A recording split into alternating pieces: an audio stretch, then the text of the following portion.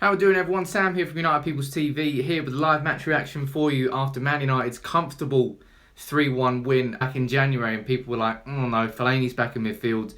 Lo and behold, we know nothing about football because it was a very, very, very comfortable win for Man United. That was one of the worst performances I've seen from a Premier League team. Swansea were tragically bad, but Man United made the most of it, and we've been needing a game like that, a comfortable, confidence-boosting game. You know, you saw Pogba get it started with a wonderful, wonderful goal. One of the best goals I've seen Pogba score. Lo and behold, if you play him in a midfield three on the left, you're going to get more out of him. We'll talk about that in a bit. Zlatan Ibrahimovic, first goals he scored since September the 10th against Man City at Old Trafford. Again, confidence-boosting. He was clinical today, and that's the one thing he hasn't been doing in recent games. I said that I felt he should have been dropped for a couple of games, simply because of how poor he was being in front of goal. Yes, his build-up play was good, but his finishing was woeful. Today, his finishing was excellent. And there's a bit of a sucker punch in that his yellow card late in the second half means he's banned for the Arsenal game, which obviously comes after the international break. But we've got Marcus Rashford, so that doesn't really matter that much. But let's get into the game and let's talk about it. First things first, I want to talk about Pogba, who I felt he was man of the match for me. You play him on the left there with Carrick and Fellaini. Definitely not the best trio of midfielders that Man United have at the club, but it allowed Pogba to run at a defence. It allowed him to receive the ball in space and to run into space instead of receiving the ball in tight situations where he's not allowed to use his pace, his power and his physique to his advantage. And he did today. And Swansea had no answer because, as I said, Swansea were distinctly poor. Let's get that out of the way first, I suppose, in that we can't get too excited about this result because Swansea was so bad it felt like a pre-season training game. They're going to go down if they play like that for the rest of the season. It really was tragic, but I'm just happy to see United make the most of it and get 3 points out of it. Something I'm a little bit disappointed at is that the second half we didn't come out 3-0 at half time, total control. We should have came out and killed the game early with another fourth goal. We didn't. Swansea got one back. Clean sheets are overrated anyway, and it wasn't nervous towards the end of the second half, but we should have been doing what what Liverpool did against Watford. They won 6-1. They pummeled them. We should have done that, but you know, let's not complain after a 3-1 comfortable win with 3 points. And you know, it goes to show how at the start of the season United have played badly. Nobody is going to lie about that. But if we now beat Arsenal, we're only going to be 3 points behind Arsenal, and for a team who is United can so completely out of the title race, Arsenal are title contenders. It's not. It's too close at this stage in the season. A couple of wins can change everything. And hopefully we can now go and do that against Arsenal. And we've got a great record against Arsenal in the Premier League. I'm not sure the last time we lost to them in the Premier League was maybe 2007 or something like that. Obviously we lost in the FA Cup, but that's different. Let's run through a few of your comments now.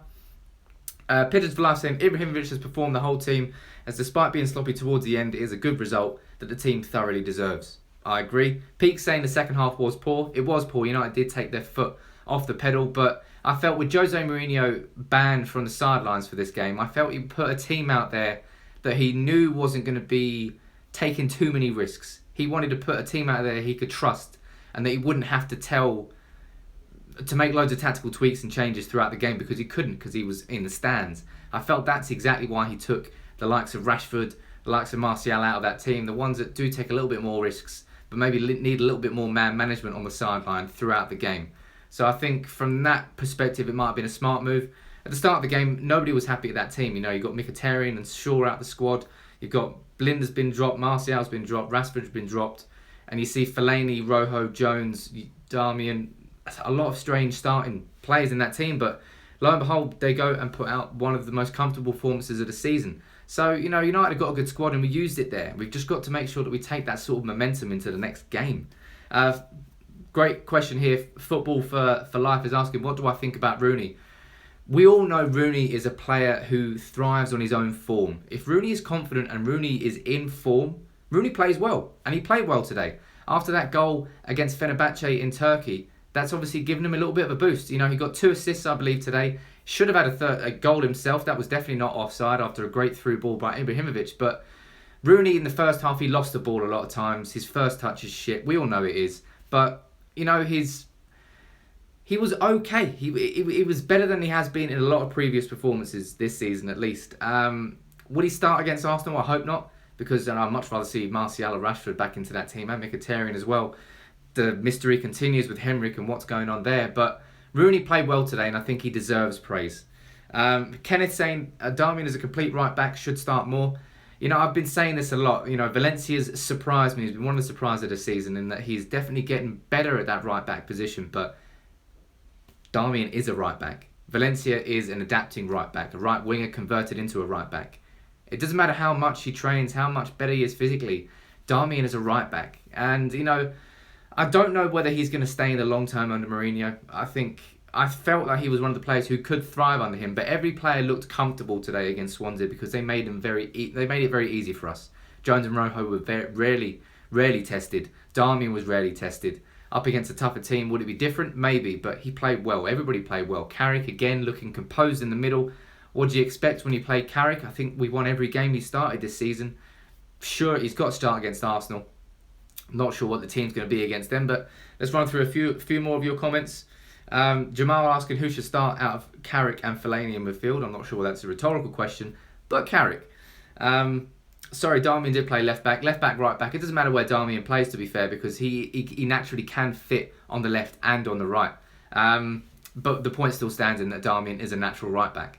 You know, he did play left back with Torino as well, so he's got that adaptability and versatility to his game. But, you know, overall, you've got to be happy with that performance. You know, Swansea, they were beaten by Stoke. You know, they did well against Arsenal and Chelsea. I think they drew against Chelsea and only lost against Liverpool and Arsenal by 1 goal. So, although they were second bottom of the table going into the game, they had some okay performances this season, but today was definitely not one of them. Let me know who your man of the match was. Mine was Pogba going into that game. I wanted to see something from him, and that first goal was amazing. It was such brilliant technique.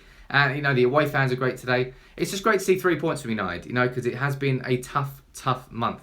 And heading into now an international break, it's a good way to go into it. We've gained 2 points on City. We've gained 2 points on Arsenal. We've gained 2 points on Spurs.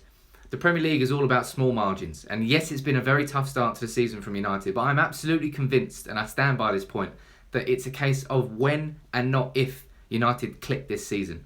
If we can make sure that we stay in the running and keep up to, just make sure they don't run away with it at the top of the league, and that starts with a win over Arsenal in a couple of weeks, then we can hopefully come in January onwards and kick on for a title push. Maybe it's going to be too late by that point, we'll see. But let me know what you think about that game today. Overall, comfortable 3 points, and that's what we've got to be doing against teams who are down there in the bottom of the Premier League table. So drop a like on the video as always and subscribe to United People's TV, and we'll see you all very soon. Take it easy.